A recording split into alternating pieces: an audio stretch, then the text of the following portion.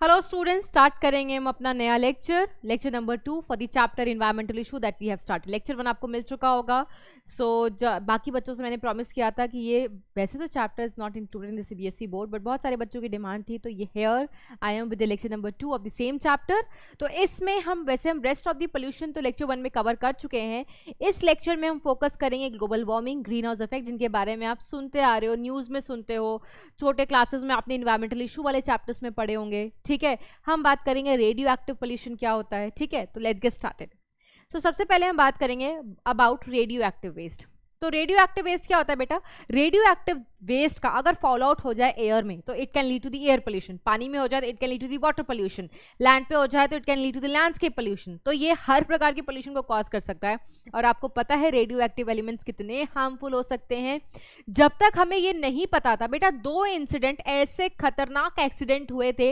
एक तो यूएस में हुआ था 3 माइल आइलैंड 1979 में, और एक हुआ था चेरनोबिल एक्सीडेंट।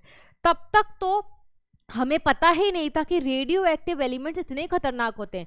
सबको शुरू में तो ये लगता था कि ये तो बहुत अच्छे हैं। वाई? बिकॉज इसका हम इस्तेमाल करते थे इलेक्ट्रिसिटी जनरेट करने के लिए। बट जब ये 2 हादसे हुए तब हमें पता चला यार ये तो इतने खतरनाक साबित हो सकते हैं, इसलिए स्विच भी किया है मोर इलेक्ट्रिसिटी जनरेशन का। वो पता ज़्यादातर इलेक्ट्रिसिटी अब किस पे जनरेट की जा रही है, because they are very harmful. It could be lethal, क्योंकि जीन में म्यूटेशन वगैरह कॉज कर सकते हैं, कैंसरस हो सकता है।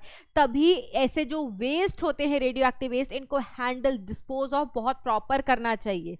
ठीक है, तो लेट्स रीड आउट क्या लिखा हुआ है। ये एक प्रकार का बेटा फिजिकल पोल्यूशन होता है। किसका? एयर का, वाटर का एंड सॉइल का, विथ रेडियो एक्टिव मटेरियल्स। आपको पता है कौन कौन से मटेरियल रेडियो एक्टिव होते हैं, आप पढ़ते हो उन एलिमेंट्स के बारे में।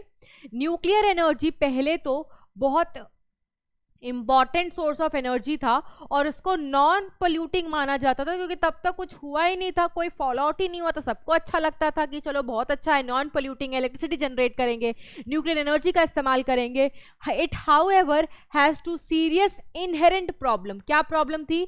देखो, एक था एक्सीडेंटल लीकेज अगर हो गया इसका बेटा, तो आपको पता ही क्या होगा। और बेटा ऐसे एलिमेंट्स एक जनरेशन में म्यूटेशन नहीं कॉज करता। आपको पता है म्यूटेशन इनहेरिटेबल होती है, वो नेक्स्ट जनरेशन तक ट्रांसफर हो सकती है। वो आपने बॉम्ब के केस तो सुने ही है ना, आज की जनरेशंस भी सफर करती है बेटा। ठीक है, तो एक्सीडेंटल लीकेज हो चुका है 3 माइल आइलैंड में और चेरनोबिल इंसिडेंट।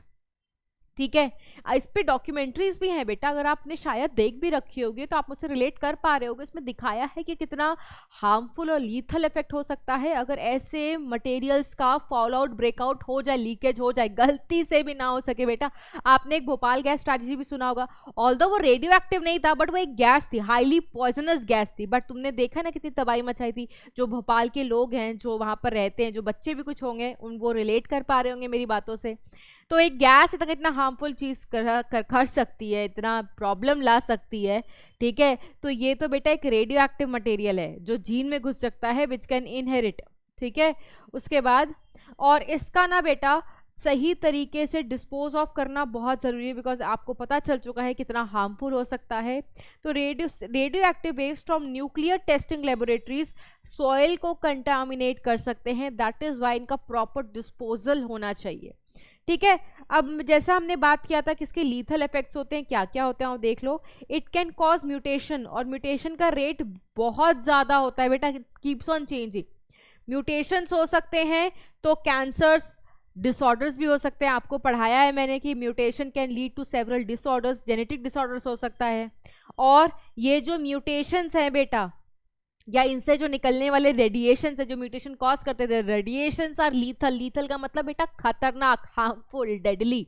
ठीक है, और क्या लिखा होता है बेटा, आपको पता ही है, अगर म्यूटेशन है, जेनेटिक डिसऑर्डर, तो समझ जाना कैंसर्स भी लिख सकते हो आप, अगर आपसे पूछा जाए इफेक्ट्स। तो इसीलिए इतना खतरनाक है, तो बेटा इसका डिस्पोज भी बढ़िया तरीका से करो।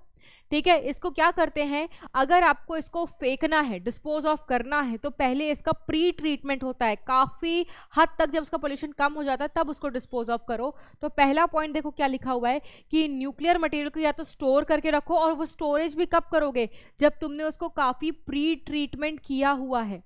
और जब इसको डिस्पोज ऑफ करते हैं तो ऐसे ही जाकर के फेंक नहीं देते हैं, गड्ढा बनाते हैं, ठीक है, और उस गड्ढे के अंदर प्रॉपर शील्डेड कंटेनर्स में डिस्पोज ऑफ करते हैं। आप सोचो आप जगह रह रहे हो, आपको पता चल जाए कि अच्छा यहाँ पर न्यूक्लियर वेस्ट का वो फेंकने जा रहे हैं, ठीक है, गड्ढा बना करके, आप रखने दोगे? नहीं। तो बहुत प्रॉब्लम होती है, क्योंकि जिस लोकेलिटी में जो लोग रह रहे हैं उनको पता चल जाए वहाँ पर न्यूक्लियर वेस्ट या रेडियो एक्टिव वेस्ट को दफनाया जा रहा है, तो nobody will like it, फिर प्रोटेस्ट होते हैं। तो देखो क्या लिखा हुआ है, it is in suitably shielded containers, इनको बरी दफनाया जाता है रॉक्स के अंदर about 500 metre deep below the earth surface. तो ये तरीका है इनको हैंडल और डिस्पोज ऑफ करने का, क्योंकि इनके खतरनाक इफेक्ट्स हो सकते हैं, ठीक है। इसके बाद हम चलेंगे तो बात करेंगे बेटा green house effect and global warming. Green house effect देखो एनसीईआरटी क्या लिखती है, बिल्कुल कहानी के फॉर्म में लिखा हुआ है, तो हम रीड करते हैं, हमें भी समझ में आएगा, क्योंकि ये फिनोमिना ऐसा है जो सबने महसूस तो जरूर किया होगा, डेफिनेटली, बिल्कुल सही बोल रही हूँ, महसूस, ठीक है। तो देखो क्या लिखा हुआ है कि ये जो ग्रीन हाउस का नाम है ना, this term greenhouse effect has been derived from a phenomena that occurs in greenhouse. अब ये ग्रीन हाउस ग्रीन कलर का घर नहीं होता, लेकिन ये कांच का घर होता है, जो आपने देखा होगा, और उस कांच के घर में बहुत सारे पौधे होते हैं। क्यों उस पौधों को कांच के घर में रखा जाता है? अब जैसे विंटर के टाइम में तो इंटेंसिटी सनलाइट की बहुत ज़्यादा नहीं होती, तभी तो ठंड लगती रहती है, लेकिन इस कम इंटेंसिटी में हम विंटर क्रॉप्स को ग्रो करना चाहते हैं, तो हम उन क्रॉप्स को ले जा करके कांच के घर में रख देते हैं। अब वो कांच क्या करती है बेटा, गुड अमाउंट ऑफ लाइट को ट्रैप कर लेती है और उसको निकलने नहीं देती। लाइट अंदर आई, उसको ट्रैप कर लिया, उसको निकलने ही नहीं देगी, तो वो लाइट उस कांच के घर को गर्म करके रखती है, जिसकी वजह से वो जो ग्रीन क्रॉप्स हैं उनके ग्रोथ में मदद मिलती है। उस घर को ग्रीन हाउस घर कहते हैं, और उस क्रॉप्स को जो आप ग्रो कर रहे हो उसको ग्रीन हाउस क्रॉप्स कहते हैं। और उस फिनोमिना को कि लाइट आई तुमने जाने नहीं दिया, उसको ट्रैप कर लिया, इसको ग्रीन हाउस फिनोमिना कहते हैं, ठीक है। तो ये नाम वहीं से आया है। अब तुम कांच को रिप्लेस कर दो अर्थ से, ठीक है, अर्थ पे भी क्या हो रहा है, लाइट आ तो रही है, बट वो लाइट एस्केप नहीं कर पा रही in the form of heat, जिसकी वजह से हमारा अर्थ तप रहा है, गर्म हो रहा है, उसको हम ग्रीन हाउस इफेक्ट कहते हैं। ये बिल्कुल वैसा ही है बेटा, अभी सब कुछ पढ़ाऊंगी। जैसे तुम्हारे पास एक गाड़ी है, तुमने चलाई, अपने दोस्तों के साथ घूमने के लिए, शॉपिंग करने के लिए गए, अब आपको पार्किंग एक बंद जगह पर नहीं मिली, आपको पार्किंग करनी पड़ी खुले आसमान के नीचे, जहां पर कोई शेड नहीं है, ना कोई पेड़ है कि तुम पेड़ के नीचे अपनी गाड़ी खड़ी कर दो, सो दैट जब तुम भरी तपती गर्मी में शॉपिंग करके वापस आओ तो तुम्हें ठंडा ठंडा अपना कार मिले। ऐसा तुम्हारे पास है नहीं, क्योंकि ऑप्शन ही नहीं, पेड़ तो हमने काट ही दिए हैं, सारे पेड़ है नहीं, और तुम्हें पार्किंग वाले जोन में पार्किंग मिली नहीं, तुम्हें ओपन एरिया में पार्क करना है, तपती गर्मी है, तुम ठीक है, तुम्हें शॉपिंग तो करनी थी, तुमने गाड़ी अपनी पार्क कर दी, और 3-4 घंटे के बाद आते हो, जब गाड़ी खोल करके उसके अंदर बैठते हो, मजा आ जाता है ना, बहुत ठंडा ठंडा कूल कूल महसूस होता होगा, बिल्कुल भी नहीं होता है, एकदम गर्म खौलता हुआ सीट भी, सब कुछ बहुत गर्म होता है। You know why? क्योंकि खिड़की तो हमारी वही कांच की ट्रांसपेरेंट है, वो क्या करती है, लाइट को आने तो देती है, but light in the form of heat escape नहीं करता। जब लाइट आया बट गया नहीं वापस, तो वो लाइट अंदर ही है ना, ट्रैप्ड। वो ही लाइट क्या करता है, हमारे कार के इंडोर एरिया को पूरा का पूरा गर्म कर देता है, जिसकी वजह से कार हमारा तप जाता है।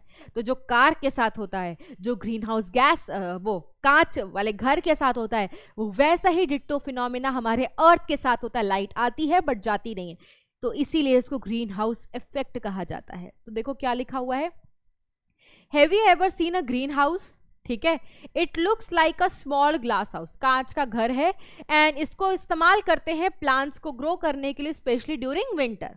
इस ग्रीन हाउस में एक ग्लास का पैनल होता है, जिसकी वजह से लाइट अंदर तो आ जाती है, बट उसका जो हीट होता है उसको एस्केप बाहर नहीं जाने दिया जाता, जिसकी वजह से बेटा जो ग्रीन हाउस है वो पूरा का पूरा गर्म हो जाता है, ठीक है, वेरी मच लाइक किसकी तरह, एक कार की तरह, जो हमने पार्क कर दी है सन में कुछ घंटों के लिए, ठीक है। अब जैसा मैंने आपको बताया कि हमारा अर्थ भी वैसे ही गर्म होता है, तो आप सोचो कि मैम ये तो बहुत बुरी चीज़ है, क्योंकि इसकी वजह से हमारा अर्थ बिल्कुल गर्म हो जा रहा है। नहीं, ये अच्छी चीज़ है बेटा, जो नेचुरल ग्रीन हाउस फिनोमिना हमारे अर्थ के साथ हो रहा है ना, ये अच्छी चीज़ है। जो इन्हांस ग्रीन हाउस इफेक्ट हो रहा है हमारी वजह से, जहां पे भी इन्हांस वर्ड आ जाना समझ जाना हम रिस्पॉन्सिबल हैं, ह्यूमन एक्टिविटीज आर रिस्पॉन्सिबल, वो गड़बड़ है क्योंकि उसकी वजह से ग्लोबल वार्मिंग हो रहा है। जो नेचुरल चल रही है वो अच्छी है। अब तुम सोच रहे हो भला मैम ये कैसे अच्छी है, ये तो हमारे अर्थ को गर्म कर रहा है, तो गर्माहट भी तो चाहिए बेटा, क्योंकि अगर ऐसा ना हो, ये लाइट आए और हम इसको ट्रैप ना करें, तो हमारे अर्थ का एवरेज टेम्परेचर माइनस में होगा, एवरेज। और अगर एवरेज टेम्परेचर हमारे अर्थ का माइनस में है तो कुछ कंट्री कितनी नेगेटिव हो सकती हैं, आप सोच रहे हो? इतने नेगेटिव टेम्परेचर में रहना इज ईजी। यहाँ कनाडा वगैरह में बेटा, लंदन वगैरह थोड़ा सा ही नेगेटिव हो जाए तो हम रह नहीं सकते, ठीक है? तो इतना एक्सट्रीम नेगेटिव हो जाएगा तो आप सोच सकते हो सर्वाइवल पॉसिबल नहीं है। तो ये जो ग्रीन हाउस इफेक्ट हमारा चलता है ना, जिसकी वजह से अर्थ का एवरेज टेम्परेचर 15 डिग्री सेंटीग्रेड है, तो it's a good thing which is happening. देखो क्या लिखा हुआ है, ग्रीन हाउस इफेक्ट एक नेचुरल अकरिंग फिनोमिना है, ठीक है, जिसकी वजह से हमारा अर्थ सरफेस गर्म हो रहा है और एटमॉस्फेयर भी। You would be amaze, surprise हो जाओगे ये जान करके कि अगर ग्रीन हाउस ना चले, ये इफेक्ट ना चले, तो अर्थ का एवरेज टेम्परेचर बहुत चिली होगा, बहुत ठंडा, -18 डिग्री सेंटीग्रेड एवरेज है बेटा। ये कुछ कंट्री का पता नहीं कितने नेगेटिव में चला जाएगा, ठीक है? अब जबकि क्योंकि ग्रीन हाउस इफेक्ट होता ही है, क्योंकि नेचुरल फिनोमिना ऐसा हो रहा है जिसकी वजह से हमारे अर्थ का एवरेज टेम्परेचर 15 डिग्री सेंटीग्रेड है। खुश हो जाओ, ठीक है? In order to understand the greenhouse effect, it is necessary to know the fate of the energy जो सन से आ रही है और हमारे आउटर एटमॉस्फेयर और अर्थ तक पहुंच रही है। तो समझे उसको? ये सारी बातें यहाँ पर लिखी हुई हैं इस डायग्राम में। आपके एनसीईआरटी में भी इस प्रकार का डायग्राम है, पर उसमें सारी इंफॉर्मेशन नहीं है। आप समझने के लिए ये पिक्चर अपने डायग्राम बोर्ड्स में भी बना सकते हो और अपने समझने के लिए भी इस्तेमाल कर सकते हो। समझे इसको? आ जाओ। ये देखो बेटा क्या है, ये सूरज भगवान है, ठीक है, और सूरज की किरणें आ रही है, सनलाइट। अब देखो होता क्या है, कुछ अमाउंट ऑफ द सनलाइट, ये देखो ये एटमॉस्फेयर की लेयर है जहां बादल बना हुआ है, और ये अर्थ की लेयर है। तो सबसे पहले सनलाइट एटमॉस्फेयर को पार करेगी, फिर हमारे अर्थ तक पहुंचेगी, है ना? तो ये देखो क्या हो रहा है बेटा, ये some amount of the sunlight atmosphere से ही रिफ्लेक्ट बैक हो जा रही है, ठीक है, and some amount of sunlight हमारा अर्थ रिफ्लेक्ट बैक कर दे रहा है। दैट मीन्स 100% सनलाइट तो कभी अर्थ तक पहुंचती ही नहीं है, क्योंकि आधा पहले एटमॉस्फेयर रिफ्लेक्ट कर दे रहा है, आधा उसके बाद अर्थ रिफ्लेक्ट कर देता है। But yes, some amount of the sunlight is reaching the earth surface. देखो कितना लिखा हुआ है, about half the solar radiation is absorbed by the earth surface, और यही सोलर रेडिएशन अर्थ को गर्म करने के लिए रिस्पॉन्सिबल है। कितना लिखा हुआ है? 50% of the solar radiation, 50% absorb हो रही है, 50% रिफ्लेक्ट हो रही है। उस 50 में भी 25% कौन रिफ्लेक्ट कर रहा है? एटमॉस्फेयर, और रही 25% कौन रिफ्लेक्ट कर देती है? अर्थ। तो 25, 25, 50 तो रिफ्लेक्ट हो गए, सिर्फ 50% ही अर्थ पर पहुंचे। अब ये जो पहुंच गए हैं ये क्या होंगे? इनको वापस जाने दिया जाएगा? नहीं, इनको ट्रैप कर लिया जाएगा, तभी तो हम अपने एवरेज टेम्परेचर तक पहुंचेंगे, 15 डिग्री सेंटीग्रेड तक। अब देखो क्या लिखा हुआ है, ये जो इंफ्रारेड रेडिएशंस होती हैं, इसको हमारा अर्थ री एमिट करता है, कर रहा है ना? It is re-emitted in every direction, as you can see, देखो हर तरफ एरो है। अब ये पढ़ो क्या लिखा हुआ है, some of the infra radiation, एक second, some of the infrared radiation passes through the atmosphere but most of is absorbed and re-emitted in all directions। देखो इनको एब्जॉर्ब किया, फिर से री-एमिट करने लगे हर डायरेक्शंस में। ये सब कौन कर रहा है बेटा? ग्रीन हाउस गैस के मॉलिक्यूल्स, और कौन? क्लाउड्स। यही ग्रीन हाउस गैस रिस्पॉन्सिबल होते हैं बार बार एब्जॉर्ब और री एमिट करके अर्थ को गर्म करने के लिए। एंड दिस पर्टिकुलर फिनोमिना, जिसके वजह से हमारा अर्थ वार्म अप हो रहा है, गर्म हो रहा है, हीट अप हो रहा है, this effect is known as greenhouse effect. ये देखो ये जो इफेक्ट है, ये इसकी वजह से हमारा अर्थ सरफेस गर्म हो रहा है, and the lower atmosphere as well, ठीक है, ट्रोपोस्फियर जिसको बोलते हैं। ये देखो, अब एनसीईआरटी पढ़ लें, ये देखो क्या लिखा हुआ है, क्लाउड्स और जो गैसेस होती हैं वो 1/4 ऑफ द सोलर रेडिएशन को रिफ्लेक्ट कर देती हैं, ठीक है, हमने लिखा ही था 25%, 1/4 25% ही होता है, और and absorb some of it, but almost half of the incoming solar radiation falls on the earth surface, और यही रिस्पॉन्सिबल उसके हीटिंग अप के लिए, while small portion is reflected back, ये मैंने आपको दिखा दिया। अर्थ सरफेस फिर उस रेडिएशन को री एमिट करती है हीट के फॉर्म में, सॉरी इंफ्रा रेडिएशन के फॉर्म में, but part of this does not escape into the space as atmospheric gases, ये वापस तो करती है कुछ रेडिएशंस को, बट ये पूरी तरीके से स्पेस में जाता ही नहीं, क्योंकि जो ग्रीन हाउस गैसेस होती हैं इसको फिर से एब्जॉर्ब कर लेती है, फिर से रीएमिट, फिर से एब्जॉर्ब, फिर से रीएमिट। ठीक है, तो कौन सी गैसेस होती हैं? कार्बन डाइऑक्साइड, मीथेन सबसे इंपॉर्टेंट गैसेस होती हैं जो ये काम करती हैं। Absorb a major fraction of it, the molecules of this gases radiate heat energy and a major part of which again comes to the earth surface. ठीक है, thus heating it up once again, और ये repeatedly होता रहता है। ये जो cycle है देखो रिपीटेड होती है बहुत multiple times. The above mention gases, जो कार्बन डाइऑक्साइड और मीथेन है, इनको कॉमनली ग्रीन हाउस गैसेस कहते हैं। ये देखो सबसे इंपॉर्टेंट ग्रीन हाउस गैस होती है बेटा कार्बन डाइऑक्साइड, ये सबसे ज्यादा 60% ग्रीन हाउस इफेक्ट के लिए रिस्पॉन्सिबल, सबसे ज्यादा यही एब्जॉर्ब करती है फिर रीएमिट करती है, एब्जॉर्ब करती है रीएमिट करती है। ठीक है, उसके बाद it is followed by methane, then CFC, then N2। अगर ग्रीन हाउस इफेक्ट पे ज्यादा लंबा क्वेश्चन आता है वो एक डायग्राम बना देना, वो सेल्फ एक्सप्लेनेटरी डायग्राम होगा, वो पोर्शन लिखना क्या एब्जॉर्प्शन क्या रिफ्लेक्शन, ठीक है, ये डायग्राम बनाना। ठीक है, और इफेक्ट भी लिखना। ये देखो क्या क्या इफेक्ट है, सबसे पहले देखो क्या लिखा हुआ है, CO2 फर्टिलाइजेशन इफेक्ट। ये जो पॉइंट है बेटा ये 11th से आप रिलेट कर पाओगे, क्योंकि आपको जैसा मैंने तो नहीं बताया, 11th आपने कहीं और से पढ़ी होगी। 11th में आपने पढ़ा है that 2 types of plants. Agree करते हो? क्यों करोगे, बिल्कुल करोगे। एक होते हैं C3 प्लांट्स और एक होते हैं बेटा C4 प्लांट्स। कोई भी प्लांट हो, चाहे C3 हो, चाहे C4 हो, चाहे कैम हो, सबको चाहिए CO2 क्या करने के लिए? फोटोसिंथेसिस करने के लिए। हमारी जो एटमॉस्फेरिक कंसंट्रेशन है CO2 की वो बहुत लिमिटेड है। ठीक है, लेकिन उतने लिमिटेड के साथ, उतने लिमिटेड कंसंट्रेशन के साथ C4 तो कर जाते, कोई प्रॉब्लम नहीं है, फोटोसिंथेसिस कर जाते हैं। NCERT ने 11th क्लास में लिखा हुआ। C3 को ना ज़्यादा अमाउंट ऑफ CO2 चाहिए होता है अपने फोटोसिंथेसिस करने के लिए। तो अगर हमारा फोटोसिंथेसिस का कॉन्सेंट्रेशन बढ़ेगा, ठीक है, तो उस बढ़ते हुए CO2 को अपने फोटोसिंथेसिस कौन इस्तेमाल करता है? C3 plants. इस इफेक्ट को बोलते हैं बेटा CO2 फर्टिलाइजेशन इफेक्ट। ठीक है, अगर आप बोर्ड्स में हो, बोर्ड्स के लिए आंसर लिखना चाहते हो तो आप इस लाइन को स्किप भी कर सकते हो, कोई तुम्हारे मार्क्स नहीं काटेगा, टेंशन मत लेना। इसके बाद जो ये CO2 बढ़ रहा है बेटा, इससे ग्लोबल टेम्परेचर बढ़ रहा है और इसी को बोलते हैं इनहैंस्ड ग्रीन हाउस इफेक्ट। ठीक है, और इसी को कहते हैं ग्लोबल वार्मिंग, क्योंकि अब CO2 की कंसंट्रेशन बहुत बढ़ रही है। जितनी ज़्यादा कंट्रीज हैं उतने ज़्यादा इंडस्ट्रीज लगा रहे हैं, बिकॉज ओवर पॉपुलेशन है तो इंडस्ट्रीज भी सेटअप करना पड़ेगा, ज़्यादा अमाउंट ऑफ CO2 को रिलीज कर रहे हैं।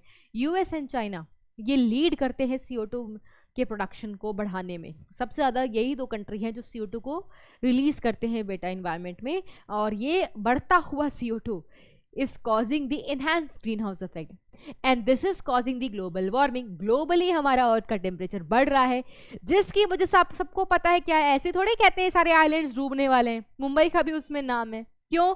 क्योंकि अगर बढ़ता रहेगा टेम्परेचर तो क्या होगा, हमारे ग्लेशियर्स और जो पोलर आइस कैप्स है वो मेल्ट होते रहेंगे, मेल्ट होने से सी लेवल बढ़ेगा, सी लेवल बढ़ने से जो आइलैंड्स है ये परमानेंटली सबमर्ज डूब जाएंगे, कहानी खत्म। ठीक है, तो देखो क्या लिखा हुआ है, टेम्परेचर हमारे अर्थ का इतने डिग्री सेल्सियस से बढ़ चुका है। ठीक है, ये रिस्पॉन्सिबल है एक इफेक्ट के लिए जिसको हम एल नीनो इफेक्ट कहते हैं। ये एल नीनो इफेक्ट बेटा एक पेरू आइलैंड है। कौन सा आइलैंड है बेटा? Peru island. ये पेरू आइलैंड पैसिफिक कोस्ट के अराउंड होता है।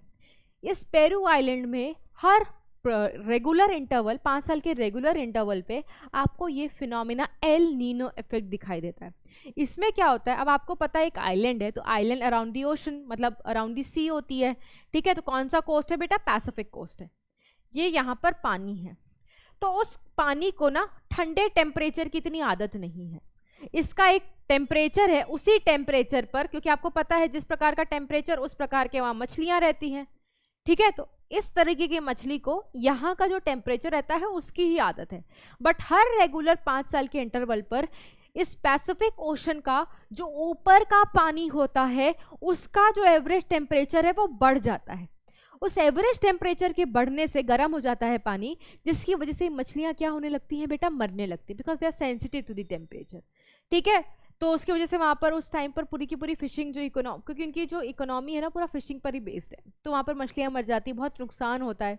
बट क्या कर सकते हो, ये क्लाइमेटिक चेंज है और ग्लोबल वार्मिंग की वजह से वहाँ पर देखा जाता है। तो एल नीनो इफेक्ट क्या है बेटा, प्रोलॉन्ग्ड वार्मिंग है, किसकी, POS Pacific ocean, Pacific ocean, ठीक है, जहां पर सी का जो सरफेस टेम्परेचर है वो गर्म हो जाता है as compare to the average value. अब क्योंकि आपको पता है टेम्परेचर बढ़ रहा है, पोलर आइस कैप्स क्या हो रहे हैं बेटा, मेल्ट हो रहे हैं, पिघल रहे हैं, जिसकी वजह से हमारा सी लेवल क्या हो रहा है, बढ़ रहा है। नेक्स्ट हम बात करेंगे, अब क्या होता है बेटा, आपने सुना होगा ना, सब कहते रहे तो कुछ भी हो रहा है, क्लाइमेट चेंज है, तो climate change is very real, ये होता है ऐसा। और क्लाइमेट चेंज की वजह से आपको रेनफॉल के पैटर्न में भी चेंजेस दिखाई देंगे। अब देखो बारिश के टाइम पर बारिश ही नहीं होती है बारिश जब खत्म होने वाली थी अभी अक्टूबर में, इसी साल आपने देखा होगा, अक्टूबर में बारिश नहीं होनी चाहिए, तो लगातार 2 हफ्ते बारिश हुई, कहीं कहीं बाढ़ आ गई, देखा होगा न्यूज में। तो अगर बारिश होती तो एकाएक पूरी बारिश हो जाती है, ऐसा कि जीना वो हो जाएगा तुम्हारा, ठीक है, कि तुम्हारा निकलना पॉसिबल नहीं है। बैंगलोर में पता नहीं कितने कितने घंटे के लिए जाम लग जाता था, ठीक है, लोगों की फ्लाइट मिस हो जाती थी, आपने सुना होगा एमपी में कहीं जगह बाढ़ आ जाता था। तो ये रेनफॉल का पैटर्न खराब हो गया है, क्वालिटी रेन की नहीं मिलती है। जैसे रेनी सीजन जून से शुरू हो जाता है, जून जुलाई अगस्त सितंबर, 4 महीने बारिश ही नहीं, एक महीने में 2 हफ्ते के अंदर बारिश हो गई, ठीक है। तो ये there is a change in rainfall pattern and this is also happening because of the climate change. Kudos to the global warming that is happening, kudos to the us because we are responsible for creating such type of environment हमारे अपने के लिए, ठीक है। और क्या हो रहा है बेटा, ट्रोपोस्फियर जहां पर हम रहते हैं, लोअर एटमॉस्फेयर जिसको कहते हैं, ये इतना गर्म नहीं होना चाहिए, बट ग्रीन हाउस इफेक्ट की वजह से, ग्लोबल वार्मिंग की वजह से गर्म हो रहा है। स्ट्रेटोस्फियर और थर्मोस्फियर ये गर्म होने चाहिए, बट उल्टा हो रहा है, इनकी क्या हो रही है, कूलिंग हो रही है, ठीक है। अब जैसे आपको मैंने बताया था कि सेंट्रल पोल्यूशन कंट्रोल बोर्ड होती है, ये पोल्यूशन को मॉनिटर करती है all over the India. Similarly climate change पर मॉनिटर करने के लिए, ग्रीन हाउस गैसेस के कॉन्सेंट्रेशन को मॉनिटर करने के लिए हमारे पास एक बॉडी होती है जिसका नाम होता है आईपीसीसी। आईपीसीसी का फुल फॉर्म है inter governmental panel on climate change. ये क्या करते हैं, समय समय मॉनिटर करते रहते हैं एटमॉस्फेरिक गैसेस के कॉन्सेंट्रेशन को, और अगर उनका कॉन्सेंट्रेशन बढ़ रहा है तो उससे ग्लोबल क्लाइमेटिक पे मतलब चेंजेस क्या क्या आने वाले हैं, ठीक है। जैसे कहीं ज़्यादा बारिश होने वाली है, जैसे अमरनाथ में अभी इस साल बर्फ़ फटा था, मतलब वो जो क्लाउड बर्स्ट होता है, बर्फ़ नहीं क्लाउड बर्स्ट होता है, तो ये सब पता चल जाता है because there is a body, IMD department होता है ना, वो मॉनिटर करती रहती है। केदारनाथ में जब हुआ था तो भी वार्निंग जनरेट कर दी गई थी। तो हर चीज़ के लिए एक पर्टिकुलर बॉडी है, पोल्यूशन के लिए सीपीसी भी है, क्लाइमेट चेंज पे जो चीज़ें होती है वो आईपीसीसी हैंडल करती है। अब हमें पता चली गया है ग्लोबल वार्मिंग हो रही है, CO2 का कंसंट्रेशन बढ़ रहा है, तो सोल्यूशन भी तो देना पड़ेगा, या सिर्फ बात चाय पर चर्चा करके चले जाएंगे।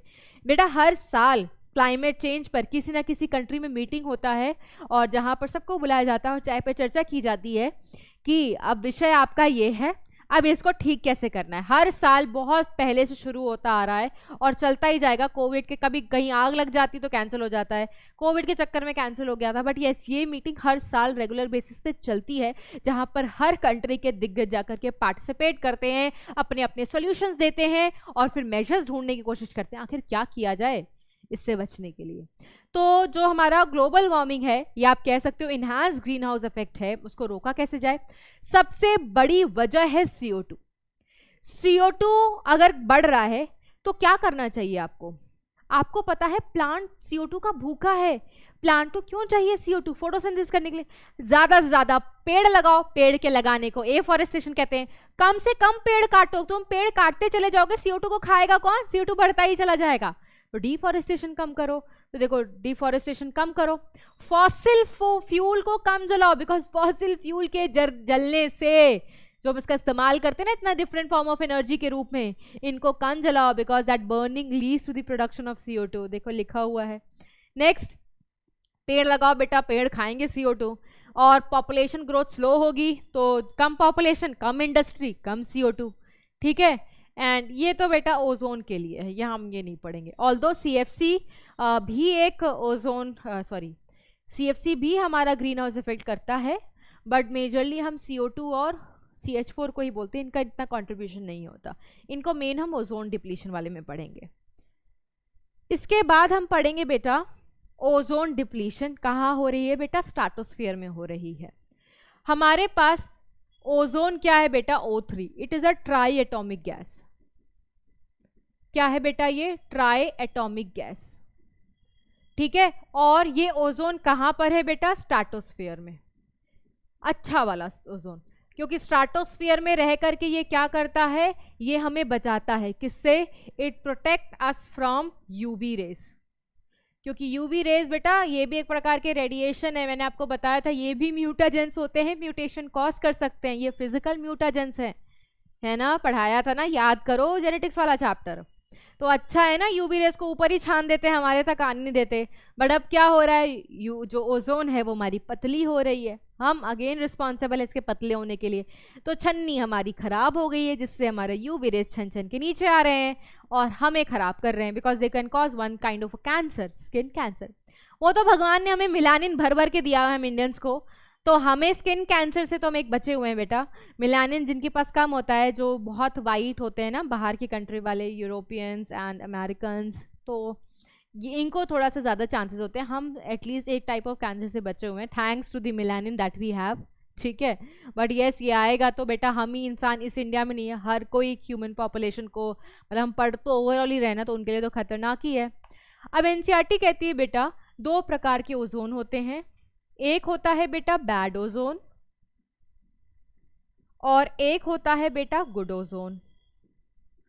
बैड ओजोन क्या करता है, बैड है भाई, क्योंकि ये एक्ट करता है एज पॉल्यूटेंट। मैंने आपको पढ़ाया था ना, सेकेंडरी पॉल्यूटेंट में ओजोन का ही एग्जाम्पल था, और इस प्रकार का ओजोन आपको लोअर एटमॉस्फेयर, ट्रोपोस्फियर में मिलता है। What is good ozone, good ozone क्या करता है बेटा, गुड ओजोन कहाँ पर मिलता है, स्ट्रेटोस्फियर में। और जो ओजोन स्ट्रेटोस्फियर में मिलता है बेटा, आपको पता है वो क्या करता है, वो UV रेज से बचाता है।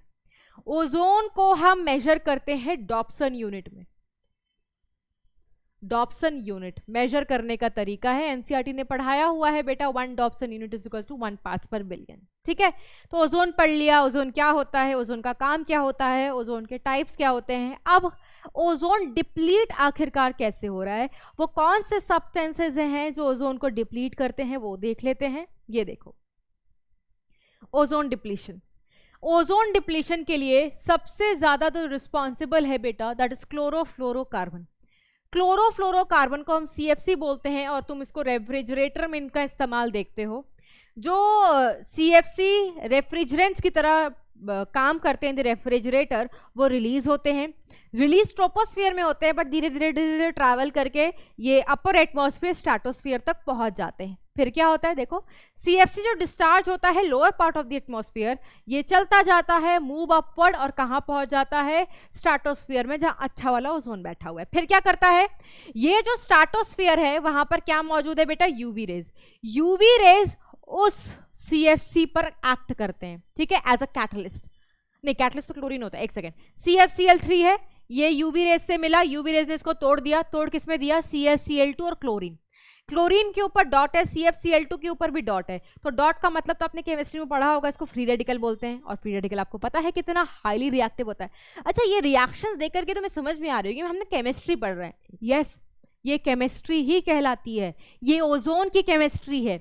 जिन साइंटिस्ट ने इनके बारे में बताया है बेटा, इनको अवार्ड भी केमिस्ट्री वाले ही फील्ड में मिला है, आप पढ़ोगे नोबेल प्राइज मिला इनको, ठीक है। तो ये जो क्लोरीन का रेडिकल निकलता है, ये क्लोरीन का रेडिकल फिर से तुम्हारे CFCl2 को तोड़ सकता है, फिर से क्लोरीन को जनरेट कर सकता है, ये सिलसिला यहीं खत्म नहीं होता। इसीलिए देखो यहां पर लिखा हुआ है कि एक एक्टिव क्लोरीन का मॉलिक्यूल 5000 मॉलिक्यूल्स ओजोन के खराब कर सकता है एक मंथ में, सिर्फ एक मॉलिक्यूल। तो सोचो इतने अमाउंट ऑफ क्लोरीन निकल रहे हैं, तो कितने सारे ओजोन का जो मॉलिक्यूल है ट्राई एटॉमिक गैस, वो टूट सकता है। तो देखो क्या लिखा हुआ है, और 1,00,000 ओजोन मॉलिक्यूल्स डिस्ट्रॉय हो सकता है अगर क्लोरीन हमारा टिका रह जाए स्ट्रेटोस्फीयर में। तो अगर इतना अमाउंट ऑफ ओजोन हमारा डिस्ट्रॉय होगा तो ओजोन तो पतली ही होगी ना, जो ओजोन पतली हो रही है उसकी जो थिनिंग हो रही है उसी को तो हम ओजोन होल कहते हैं। ओजोन होल का मतलब ये नहीं कि ओजोन में छेद हो गया है, नहीं, उसकी थिनिंग हो गई, वो पतला हो गया है। क्यों? क्योंकि वो गैस टूटती जा रही है, वो ओजोन घटता चला जा रहा है उसका अमाउंट, वाई, इनकी वजह से, ये जो आपने पढ़ा। अब देखो इन्होंने एक और चीज दिखाई है, ये क्लोरीन का मॉलिक्यूल क्या करता है, ये क्लोरीन का जो फ्री रेडिकल है, ये ट्राई एटॉमिक गैस, ये क्या है बेटा, ओजोन के साथ रिएक्ट करके इस ओजोन को तोड़ देता है नेसेंट ऑक्सीजन में। ये तो ऑक्सीजन डाई एटॉमिक है, ट्राई तो है नहीं, ओजोन होने के लिए ट्राई होना चाहिए ना। तो देखो ओजोन को तोड़ के O2 बना दिया, कहाँ रहा ओजोन, खत्म। फिर ये जो ClO है ना, इसको फिर ये ClO फिर से ओजोन के साथ रिएक्ट करके क्या बना लिया, ऑक्सीजन। ओजोन को फिर इसने ऑक्सीजन में तोड़ दिया, फिर से ये क्लोरीन निकल गया, ये क्लोरीन फिर से ओजोन को तोड़ेगा। एक क्लोरीन खतरनाक है हमारे ओजोन मॉलिक्यूल के लिए।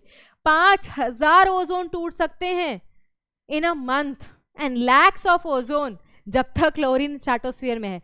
ये क्लोरीन कंज्यूम नहीं होता, ये सिर्फ एज अ कैटलिस्ट की तरह इस्तेमाल कर रहा है, it never gets used up in the reaction, तभी तो इतना नुकसानदायक है ये, ठीक है। तो देखो लिखा है ये सिर्फ कैटलिस्ट की तरह काम करता है, ये कभी खत्म नहीं होता रिएक्शन में। और ये जो ओजोन डिप्लीशन है ना बेटा, ये क्या है, ये रिएक्शन आपको दिखाती है किस प्रकार से ये Cl क्लोरीन के मॉलिक्यूल जो रिलीज हो रहे हैं हमारे स्ट्रेटोस्फीयर में, वो ओजोन को डिप्लीट कर रहे हैं। ये जो डिप्लीशन है कब मार्क की जाती है, जनरली अंटार्कटिक रीजन के में मार्क की गई है, प्रोमिनेंटली देखी गई है। किस टाइम पर देखी गई है, लेट अगस्त एंड अर्ली अक्टूबर। ये जो थिनिंग हो रही है, मतलब ये जो सिलसिला चल रहा है ओजोन के डिप्लीशन का, it has resulted in the formation of large area of thinned ozone layer. इसी को क्या कहते हैं, ओजोन होल, ठीक है। अब ये जो अबव रिएक्शंस हैं, ये जो डिस्कवरीज हुई थी रिलेटेड टू ओजोन डिप्लीशन, ये बताई थी रोलैंड, मोलिना एंड क्रुट्जन, और इनको मिला था नोबेल प्राइज किस सब्जेक्ट में, केमिस्ट्री, इन द ईयर 1995, ठीक है।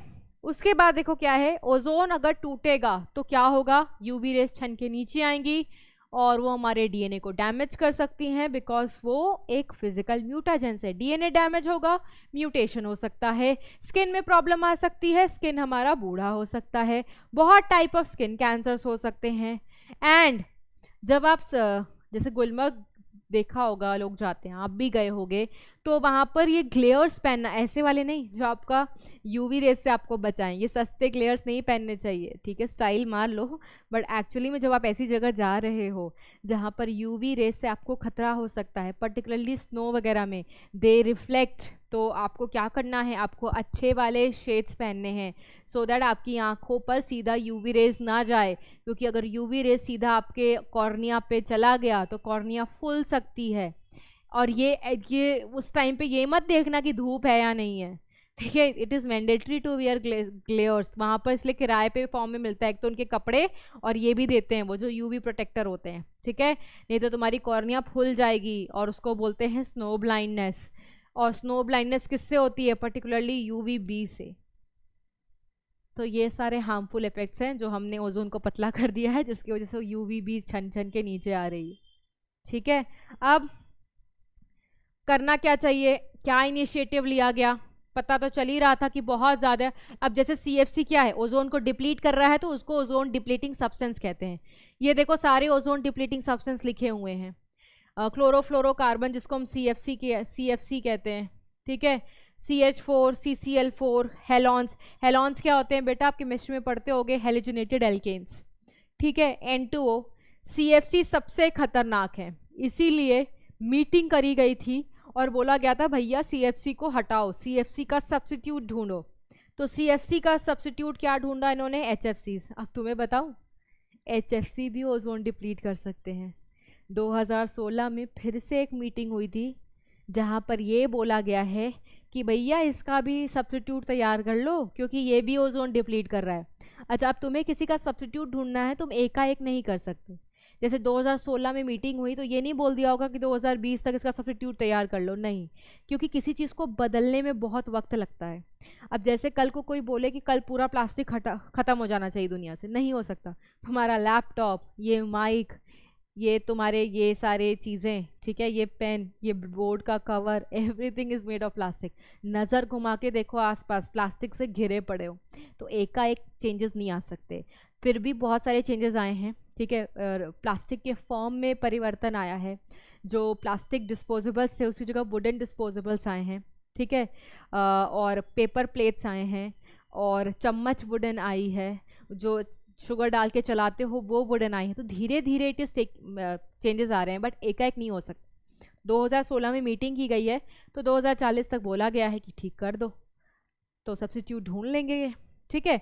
तो जब ओजोन डिप्लीशन पता चल चुका था, ये सब हो रहा है कि मेजर ये सारे ओजोन डिप्लीटिंग सब्सटेंसेस हैं, तो उस टाइम तक एचएफसी के बारे में नहीं पता था इनको कि एचएफसी भी ओजोन डिप्लीशन करता है, ठीक है। लेकिन इनको लगता था एचएफसी बहुत अच्छा है, लेकिन तब तक इनके बारे में तो पता था कि ये सारे क्या हैं, ये सारे ओजोन डिप्लीटिंग सब्सटेंस है। तो मॉन्ट्रियल एक जगह है बेटा, कनाडा में एक सिटी है, ठीक है। तो वहाँ पर सारी मीटिंग की गई, और ये मीटिंग इसलिए की गई थी कि जितने भी ओजोन डिप्लीटिंग सब्सटेंस हैं हम उनका यूज़ कम कर दें, क्योंकि कम यूज़ करेंगे कम डिस्चार्ज होगा, कम एमिशन होगा, कम जाएंगे वो, कम ओजोन डिप्लीट होगा, ठीक है। तो ये सब, ये जो प्रोटोकॉल था, ये जो मीटिंग हुई थी, ये किस लिए हुई थी? ओजोन डिप्लीटिंग सब्सटेंस को कम करने के लिए। इवन ग्रीन हाउस गैस के एमिशंस को रोकने के लिए, रिडक्शन के लिए भी एक मीटिंग साइन की गई थी। वो मीटिंग साइन हुई थी बेटा, मतलब वो डिस्कशन हुआ था क्योटो में। क्योटो सबको पता है जापान में है, उसको हम क्योटो प्रोटोकॉल कहते हैं, ठीक है। ये बेस थी जीएचजी पर, इनके एमिशन को कम करने के लिए। मॉन्ट्रियल थी ओडीएस के एमिशन को कम करने के लिए। नेक्स्ट बेटा है, आपको दिखाते हैं ये एनसीईआरटी में। इसके बाद ये आप टॉपिक देखते हो, इस टॉपिक में क्या है कि किस प्रकार से कि अगर हम रिसोर्स का अच्छी तरीके से इस्तेमाल ना करें। अब खेत है आपके पास, उसका टेक केयर ही ना करो, ख़राब नहीं हो जाएगा परमानेंटली। उसको छोड़ दोगे तो उसकी लेयर ही फर्टाइल उड़ जाएगी। एक घर है बेटा, एक घर को भी मेंटेन करना पड़ता है। अगर तुम्हारी इम्प्रॉपर मेंटेनेंस हो ना, घर भी ख़राब हो जाता है। इसलिए मरम्मत इज़ नेसेसरी, है ना। फिल्टर घर लगा हो घर में, अगर तुम उसको प्रॉपर साफ नहीं कराते रहोगे वो भी खराब हो जाएगा, ठीक है। जिस प्रकार से घर की मरम्मत करनी पड़ती है, टाइम टू टाइम देखना पड़ता है, मेंटेन करना पड़ता है। हमारा अर्थ, हर प्रकार का जिसमें रिसोर्स है उसका भी प्रॉपर यूटिलाइजेशन मेंटेनेंस होनी चाहिए, नहीं तो वो भी राम भरोसे चलेगा, फिर तुम्हें ही तकलीफ होगी, ठीक है। तो देखो क्या लिखा हुआ है कि जो नेचुरल रिसोर्स है अगर उसका डिग्रेडेशन होगा, ठीक है, not just by the action of pollutants. सिर्फ पोल्यूटेंट्स नहीं खराब करते बेटा उनको। अब वाटर पोल्यूशन जो हो रहा है, पोल्यूटेंट्स तो है ही, बट उसका अगर हम उसको साफ सफाई पे ध्यान ना दें, उसका मेंटेनेंस ना हो वाटर बॉडी का, तो भी रिस्पॉन्सिबल है वाटर पोल्यूशन के लिए। But it can also occur by improper resource utilisation, ठीक है। जैसे soil erosion and desertification. Desertification का मतलब होता है डेजर्ट का बनना। अगर तुम्हारे पास कोई लैंड है, तुम प्रॉपर टेक केयर नहीं करोगे, बंजर हो जाएगी एक दिन वो, उसको डेजर्टिफिकेशन कहते हैं, ठीक है। और सॉइल इरोजन भी हो जाएगा। जैसे देखो क्या लिखा हुआ है, जो डेवलपमेंट होती है फर्टाइल टॉप सॉइल, ये सेंचुरीज लग जाती है बेटा। सक्सेशन पढ़ाया था ना, 1-2 साल में सॉइल नहीं बन जाती, it take thousands of year succession के लिए। But it can be removed very easily. बनने में टाइम लगता है, वैसे ही बताया बेटा, घर जैसे बनाने में कितना टाइम लग जाता है, ठीक है। उस एक बार अर्थक्वेक आता है, ऐसे धाराशायी होता है ना। तो जितना टाइम बनने में लगता है, डिग्रेड होने में ज़रा भी टाइम नहीं लगता, ठीक है। वही बात लिखी हुई। और ये कौन करता है बेटा? ह्यूमन एक्टिविटी, सत्यानाशी, ठीक है। क्यों? ओवर कल्टीवेशन करो, आपको एक फील्ड को टाइम देना पड़ता है, एक इंटरवल होता है, आप लगातार नहीं कर सकते, उसकी सॉइल को रिकवर होने का टाइम देना चाहिए, नहीं तो वो खराब हो जाएगी। तो ओवर कल्टीवेशन की वजह से एक लैंड खराब हो सकती है। तुम अगर ग्रेजिंग अनलिमिटेड मात्रा में कराए जा रहे हो तो खराब हो जाएगी। डिफॉरेस्टेशन, पेड़ को काटे चले जा रहे हो। इरिगेशन, जिस प्रकार से तुम सिंचाई करा रहे हो प्रॉपर है ही नहीं, excess of everything is bad, ठीक है। इसकी वजह से तुम्हारा जो लैंड है वो एरिड पैचेस में कन्वर्ट हो जाएगा, सूखा सूखा एरिड, ठीक है। When large barren patches extend, और इस प्रकार से जब सूखा सूखा पैचेस जुड़ेंगे तो एक बहुत बड़ा बैरन लैंड कन्वर्ट हो जाएगा, और वही कहलाता है डेजर्ट, और इस फिनोमिना को डेजर्टिफिकेशन कहते हैं। और देखो जब बहुत सारे ऐसे एरिड पैचेस मिलेंगे, बैरन लैंड बनेगा और डेजर्ट बन जाएगा। Internationally it has been recognise that कि जो डेजर्टिफिकेशन होता है वो बहुत मेजर प्रॉब्लम है नाउ अडेज, बिकॉज हम ये सारी चीज़ें कर रहे हैं जिससे डेजर्ट बनने के बहुत सारे चांसेस हैं, ठीक है। और ऐसा क्यों हो रहा है? अर्बनाइजेशन की वजह से, पॉपुलेशन जो बढ़ रही है। दूसरा इन्होंने रीज़न दिया है इम्प्रॉपर वाले का, जो हम रिसोर्स को प्रॉपरली मैनेज नहीं कर रहे हैं, मेंटेन नहीं कर रहे हैं, that is water logging and soil alkalinity. Water logging पता है ना, वाटर लॉगिंग हमारे एग्रीकल्चर के लिए अच्छा नहीं होता, ठीक है। तो देखो क्या लिखा हुआ है, जो इरिगेशन होती है अगर तुम प्रॉपर ड्रेनेज का ध्यान नहीं रखोगे तो it will lead to the water logging in the soil. Water logging क्या करता है बेटा? It draws salt to the surface of the soil and make its alkaline, ठीक है। The salt then is deposited as a thin crust on the land surface, और उसको starts collecting at the roots of the plant, जिसकी वजह से बेटा salt का content inimical to the growth of the crops, जिसकी वजह से हमारे डैमेज बेटा जो एग्रीकल्चर है, जो क्रॉप्स है वो डैमेज होने लगते हैं। वाटर लॉगिंग और सॉइल सैलिनिटी आज बहुत इंपॉर्टेंट प्रॉब्लम्स है जो हमारे प्लांट की प्रोडक्टिविटी, ग्रोथ सबको रोक सकते हैं। तो ये कौन कर रहा है? ये सब हम ही तो कर रहे हैं। इरिगेशन कौन कर रहा है? भगवान जी तो कर नहीं रहे, वी आर डूइंग। तो हम अगर प्रॉपर तरीके से इन रिसोर्सेज को नहीं इस्तेमाल करेंगे तो water logging, soil alkalinity, soil का erosion, desertification is very common. दूसरा लास्ट जो टॉपिक है हमारे एनसीईआरटी में जो इन्वायरमेंटल इशू है, दैट इज डिफॉरेस्टेशन, पेड़ को काटना, सबको पता होगा। इसमें हम क्या करते हैं, फॉरेस्टेड एरियाज को कन्वर्ट कर देते हैं बेटा नॉन फॉरेस्टेड वंस में, जिसकी वजह से देखो आज क्या हुआ है कि 40% फॉरेस्ट ट्रॉपिक्स में ख़त्म हो चुका है डिफॉरेस्टेशन की वजह से। टेम्परेट में कंपैरेटिवली कम है, दैट इज ओनली 1%।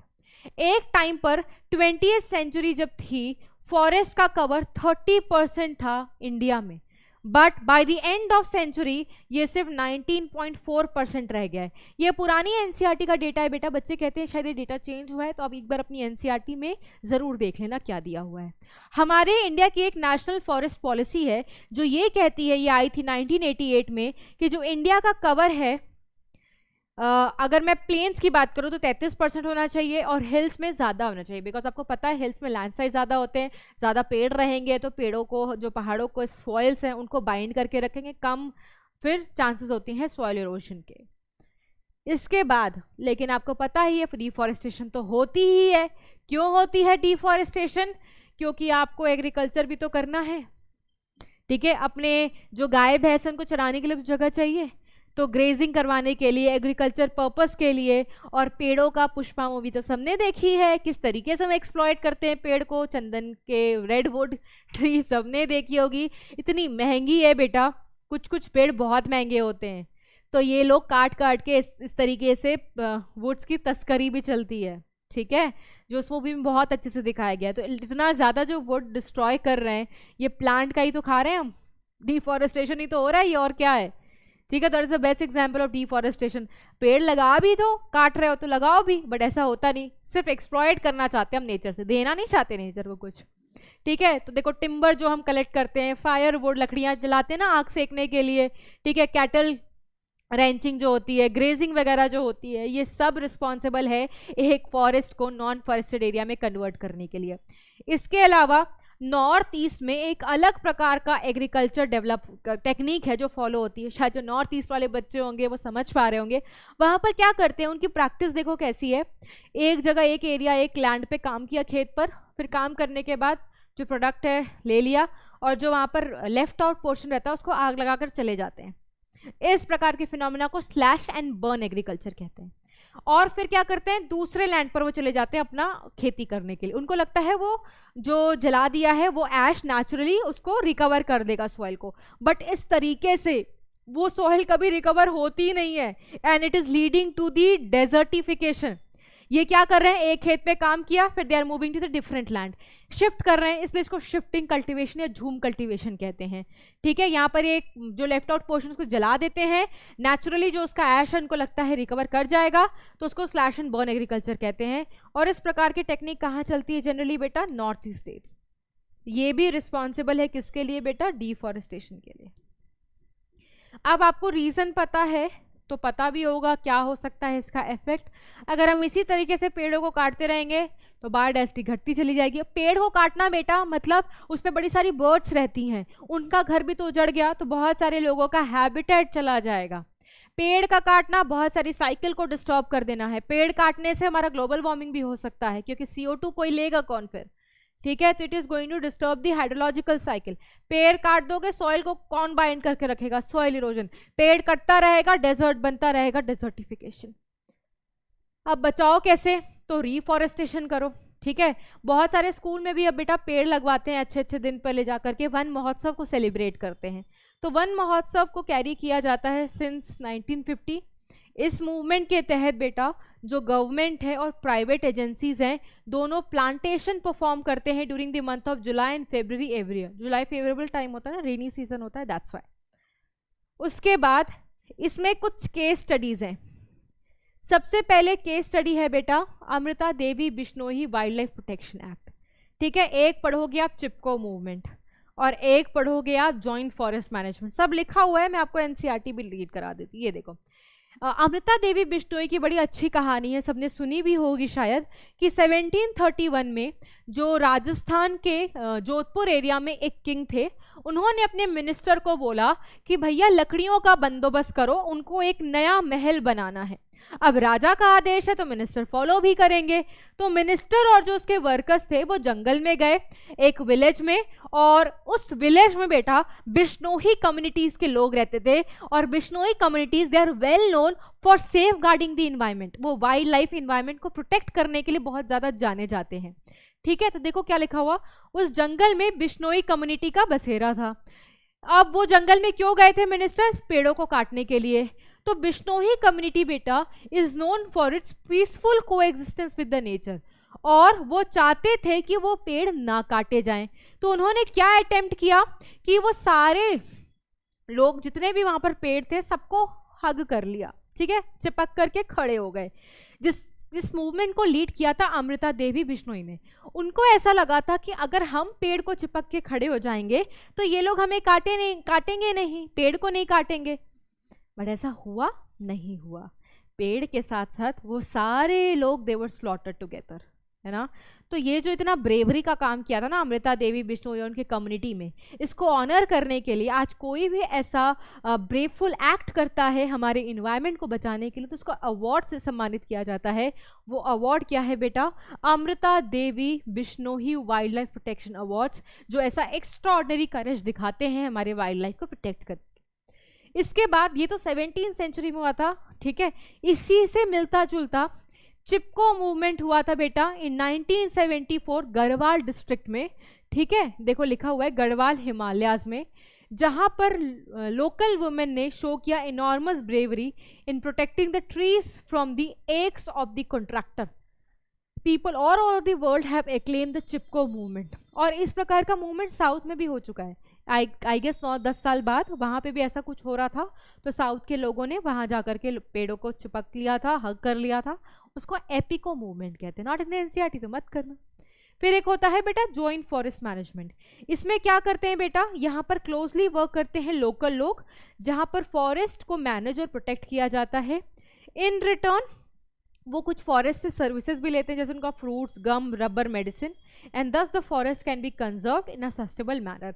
अब ये सारी बातें मैंने पॉइंट वाइज लिखवाई है। चिपको मूवमेंट कब हुआ था, किसने, कहाँ पर हुआ था, ये डिटेल है। अदरवाइज तुम सिर्फ ये किस में फॉल करता है, ये एरिया फॉल करता है गढ़वाल हिमालयाज में।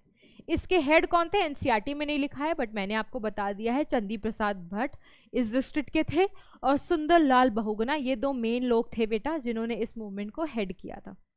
Joint forest management government of India ने स्टार्ट किया था 1980 में, लोकल लोगों के साथ मिल करके वहाँ के ये कंजर्व करते थे, प्रोटेक्ट करते थे हमारे फॉरेस्ट को, ठीक है? So this was all about this chapter.